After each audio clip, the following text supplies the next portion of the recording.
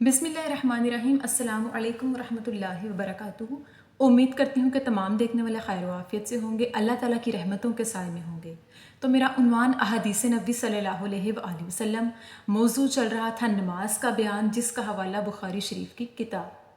तो आज की हदीस है कि एक मर्तबा किसी शख्स ने सहाबी हज़रत अनस बिन मालिक से पूछा कि आदमी की जान और माल पर ज़्यादती को कौन सी चीज़ें हराम करती हैं। तो इसके जवाब में हज़रत अनस बिन मालिक ने फरमाया कि रसूलुल्लाह सल्लल्लाहु अलैहि वसल्लम ने इरशाद फरमाया कि जिस शख्स ने ये गवाही दी कि अल्लाह के सिवा कोई इबादत के लायक नहीं, और जिसने हमारी तरह नमाज पढ़ी, जिसने हमारी तरह किबला रुख मुँह किया, और जिसने हमारे ज़बीहे को खाया, फिर उस पर वही तमाम हकूक़ हैं जिस तरह के किसी आम मुसलमान पर है। सुबहान अल्लाह। इस हदीस मुबारक की वजाहत ये कि रसूलुल्लाह सल्लल्लाहु अलैहि वसल्लम ने हज़रत अनस बिन मालिक को उनकी बात का जवाब देते हुए फरमाया कि ये वो चीज़ें हैं जो इंसान के माल और जान की ज़्यादती को उस पर हराम कर देती हैं। यानी कि जिसने आका अलैहिस्सलाम की सुन्नतों पर अमल पैरा होकर अपने ईमान को पुख्ता किया, और जिसने इस बात की गवाही दी कि अल्लाह एक है, उसके अलावा कोई इबादत के लायक नहीं, गोया उसका ईमान पुख्ता हो गया, और इस चीज़ ने उसके ईमान को ख़त्म करने वाली चीज़ों को उस पर हराम कर दिया। और जिस शख्स ने रसूलुल्लाह सल्लल्लाहु अलैहि वसल्लम की तरह नमाज पढ़ी, उनकी सुन्नत को अपनाया, और इसी तरह अल्लाह ताला के नाम के ज़बीहे को खाया, यानी कि अल्लाह ताला के नाम पर कुर्बान किए हुए जानवर का गोश्त खाया और मुसलमान होने का हक़ अदा किया, लिहाजा वो हकीकी मुसलमान है, वो हकीकी मोमिन है। एक मुसलमान की तारीफ़ करते हुए आका अलैहिस्सलाम ने सहाबा इकराम से फरमाया एक सच्चा पक्का पुख्ता ईमान वाला सही मुसलमान वो है कि जिसने ये तमाम हकूक़ पूरे किए, और जिसने ये तमाम हकूक़ मुखलिसी के साथ पूरे किए, फिर वो आम मुसलमानों की तरह है, और जैसे बाकी सबके हकूक़ हैं उसी तरह इसके भी हकूक़ हैं।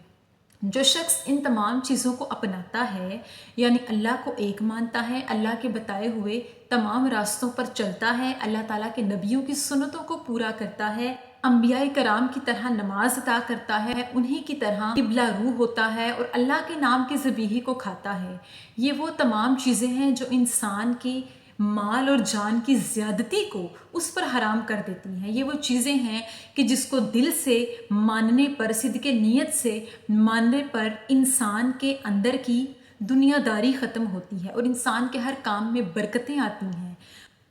और ये वो चीज़ें हैं जो हमारे ईमान को पुख्ता करने के साथ साथ हमें हराम कामों से रोकती हैं, हराम चीज़ों से रोकती हैं। बात करने का मकसद ये कि जिसने रसूलुल्लाह सल्लल्लाहु अलैहि वसल्लम की सुन्नत की तरह नमाज अदा की, गोया कि अगर किसी शख्स ने रसूलुल्लाह सल्लल्लाहु अलैहि वसल्लम की बताई हुई इन तमाम चीज़ों के अलावा कोई अपने से कोई बिद्दत निकाली, या किसी ने अपना तरीका इस्तेमाल किया और इन चीज़ों को झुटला दिया, यानी ये जो चंद बातें आका अलैहिस्सलाम ने अपने सहाबा इकराम से फरमाई, जो कि एक सही मुसलमान होने का हक़ हैं,